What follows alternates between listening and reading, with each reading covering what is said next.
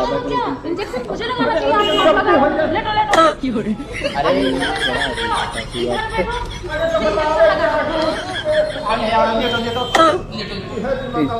अरे पागल हो गए हो क्या?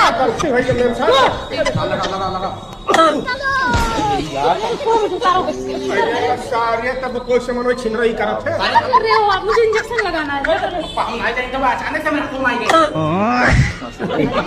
यार मैं तो परेशान हो गई हूँ। अब तुम्हें डॉक्टर साहब ही बताएंगे। अरे यार पप्पा का परेशान करया उन्हें। हेलो डॉक्टर साहब। अब डॉक्टर साहब आ गए। अरे यार दूसरा डॉक्टर बाहर से बुलाया फिर भी तुम परेशान कर रहे हो यार। इलाज नहीं करवा रहे, उधर घूमो। हाँ डॉक्टर साहब मैं बहुत देर लाओ से इंजेक्शन परेशान हो दो। गई। आप ही देखिए। डॉक्टर साहब बहुत परेशान। अरे यार चीज क्या कैसे छोड़ दिया उसको यार, इधर आओ तुम यार। जानबूझ के नहीं छोड़ा, गलती छूट